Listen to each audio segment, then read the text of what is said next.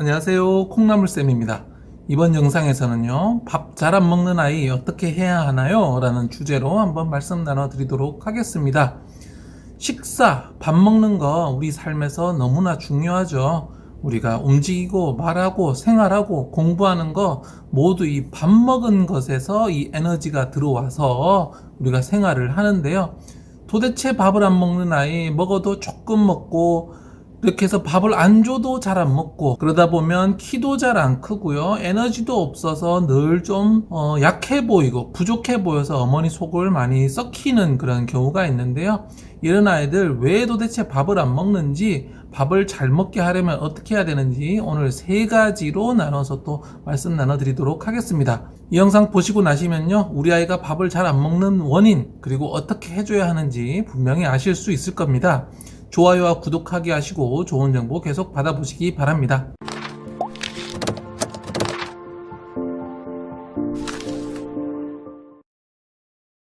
밥 잘 안 먹는 아이 어떻게 해야 하나요? 첫 번째 원인은요, 바로 이 환경적인 원인입니다. 환경적인 원인 중에서요, 특히 이 불규칙한 환경이 바로 아이의 식욕을 떨어뜨리는 중요한 원인입니다. 첫 번째요, 간식을 아무 때나 먹는다. 또 두 번째, 식사 시간이 왔다 갔다 한다.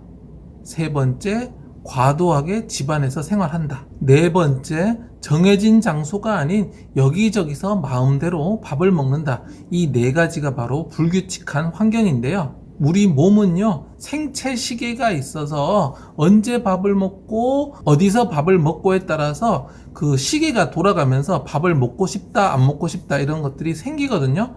그러니까 일정한 시간에 밥을 먹기 시작하면 우리 뇌가 요때쯤에 해 뜨고 요때쯤에 아침을 먹는구나, 요 정도 지나면 밥을 또 먹는구나, 요 정도 지나면 또 밥을 먹는구나 하면서 밥의 때를 인식을 하고 배에다가 밥을 소화시킬 수 있는 위액을 분비하라고 명령을 내립니다. 그런데 불규칙적으로 이 시간에 먹었다가 저 시간에 먹었다가 또 중간에 계속 간식을 먹다 보면요, 뇌에서 혼란이 생기는 거죠. 도대체 밥을 언제 먹는지 모르니까 밥을 먹을 준비를 할 수 없는 거예요. 그래서 식사 시간이 규칙해야 그때 뇌와 위가 밥 먹을 것을 준비하고 배고픔을 느낄 수가 있습니다. 또 장소도 굉장히 중요한데요. 항상 식탁의 같은 자리에서 먹는 것이 중요합니다. 식탁 안에서 요 자리 저 자리가 바뀌었다는 것이 중요하다는 건 아니고요. 식탁에서 먹었다가 밥그릇 들고 안방으로 따라갔다가 또 거실 여기서 먹었다가 또 아이 방으로 밥그릇 들고 따라갔다가, 밥 안 먹는 아이들한테 이거 하시면 안 됩니다. 역시 뇌 속에는요, 시간뿐만 아니고 장소를 파악하는 장소세포라는 것이 있는데요.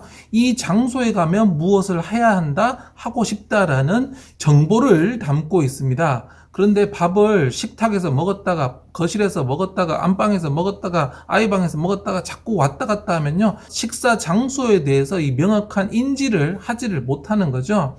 그래서 밥은 항상 식탁에서 먹어야지, 그 다음번에 식탁에 앉았을 때 정해진 시간에 정해진 식탁에 앉았을 때 아이의 뇌가 이제 밥 먹는구나, 자 소화를 시키자, 좀 허기를 느끼게 해야 되겠다, 이렇게 할 수 있는 거죠. 또 역시 과도한 실내 생활도 문제인데요. 우리가 규칙적으로 산다라는 건 시간, 장소뿐만 아니고 실내 생활과 실외 생활의 균형을 맞추는 것도 중요합니다. 역시나 밖에 나가서 자연의 공기를 맡고 나뭇잎도 보고 뛰고 했을 때 우리 몸에서 영양분을 요구하면서 밥을 먹고 싶겠죠. 그런데 요즘 같은 코로나 시대, 또 너무나 집에 있으면서 생체 밸런스들이 깨지면서 식욕이 떨어지거든요. 그래서 이런 환경적인 요인으로 밥을 먹지 않는 아이들이 많기 때문에, 첫 번째, 밥 먹는 시간을 일정하게 정해진 시간에서 30분 내외 안으로 정해주세요. 두 번째, 밥을 먹을 때는 항상 식탁에서 정해진 장소에서 먹고 따라다니면서 먹이지 마시고요. 세 번째, 식사와 식사 사이에 간식을 없애셔야 합니다. 아이가 간식을 서랍에 숨겨놓고 부모님 몰래 중간중간에 먹는 경우 있거든요.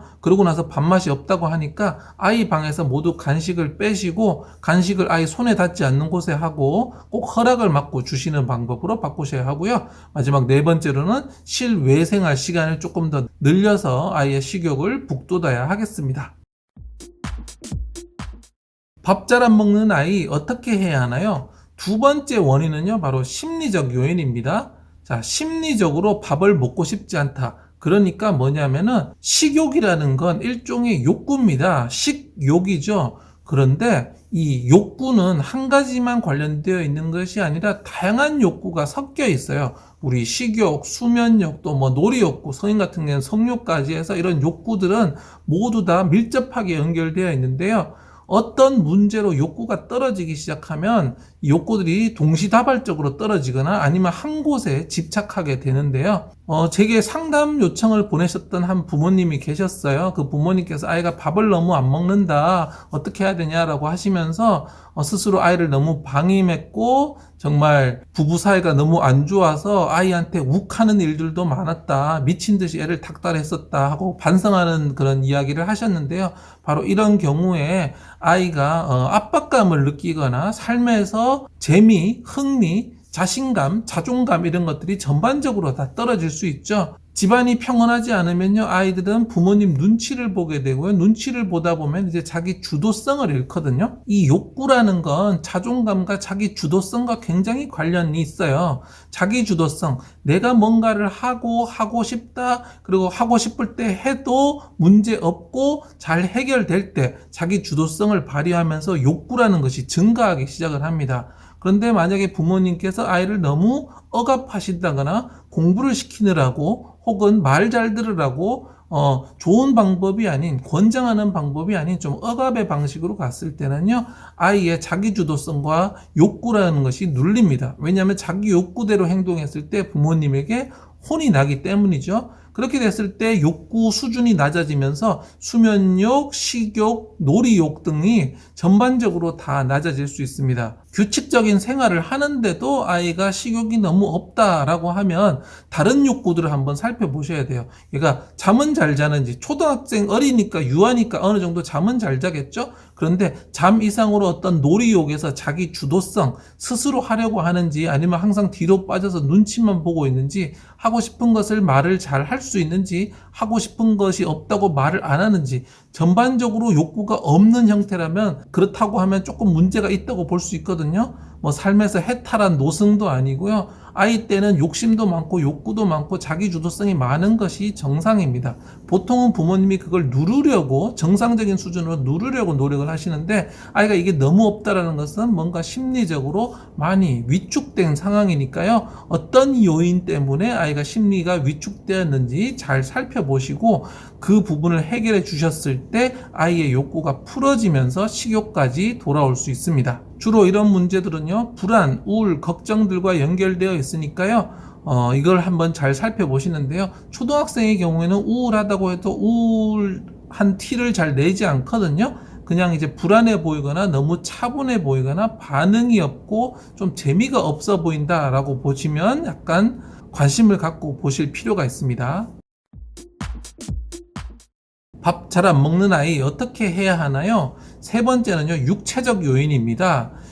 육체적 요인으로 보자면 식사와 관련된 것은요, 비장과 위장입니다. 우리 한의학에서 비위라고 하는데요. 우리 비위 상한다라는 말 들어보셨죠? 이것이 바로 한의학에서 이야기하는 비장과 위장을 합해서 비위라고 합니다. 그래서 우리 비위 상해하는 것들, 뭔가 냄새 나쁜 거 맡았을 때 비위 상한다고 하는데요. 그런 나쁜 냄새를 맡았을 때 비위가 위축되면서 식욕이 떨어지는 걸 우리가 비위가 상한다고 합니다. 한의학에 대해서 잘 모르시더라도 오장육부라는 말은 들어보셨을 텐데요. 이 비위가 바로 오장육부입니다. 비장이 오장이고요. 위장이 바로 육부의 하나입니다. 이 둘이 짝꿍인데 이 비장과 위장이 협력해서 소화하고 식욕을 만들어내는 역할들을 하거든요.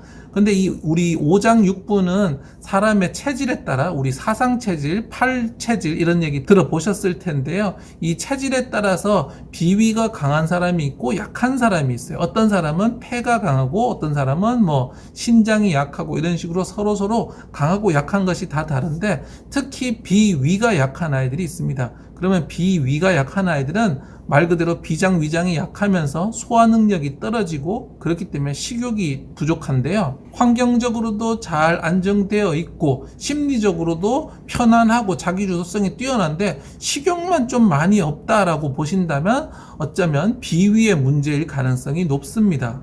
그래서 한의학적으로 조금 접근을 해보시면 도움이 되실 수 있는데요. 이런 식욕 관련 한의원을 한번 찾아보시던가 가정에서 가볍게 하실 수 있는 방법으로는요. 비위에 좋은 것은 바로 노란색 작물인데요. 고구마, 늙은 호박 이런 것들 있죠. 이런 호박들 노란색 작물은 이 비위에 힘을 주어서 식욕을 끌어올려주는 그런 효과가 있으니까요. 밥 대신에 고구마나 호박 그런 노란 작물들을 자주 섭취하게 함으로써 비위에 힘을 길러주시면 식욕 증진에 도움이 되실 수 있습니다. 밥 잘 안 먹는 아이 어떻게 해야 하나요? 오늘 세 가지 측면으로 보았습니다. 첫 번째는 환경적 측면이었죠. 너무 불규칙하다. 먹는 시간, 장소, 간식, 그리고 야외 활동 이런 것들이 너무 불규칙해지면 식욕이 떨어지니까요. 항상 같은 시간에 같은 장소에서 간식 빼고 먹을 수 있도록 해주시고요. 두 번째는 심리적인 부분 말씀드렸습니다. 모든 욕구는 다 연결되어 있기 때문에 식욕만 낮은 게 아니고 다른 욕구도 만약에 다 낮다면 굉장히 심리적으로 위축되어 있다. 불안, 우울, 걱정 이런 것들에 시달릴 수 있으니까요. 가정 환경으로 인해서 아이가 너무 위축되어 있지 않은지는 한번 살펴보시고요. 이런 경우에는 심리치료가 먼저 병행되어야 될 것입니다. 마지막 세 번째로는요. 육체적 요인을 말씀드렸는데요. 우리 뱃속의 오장 육부 중에 비장과 위장, 비위가 소화 능력과 식욕을 만들어내는 오장 육부입니다. 이 부분은 간단하게는 노란색 작물, 고구마, 호박 같은 구황작물이 좋고요. 혹시 조금 더 전문적인 도움을 받고 싶다고 하시면은 관련된 한의원 한번 방문해 보시면 좋을 것 같습니다. 좋아요와 구독하게 하시고 좋은 정보 계속 받아보시기 바랍니다. 감사합니다.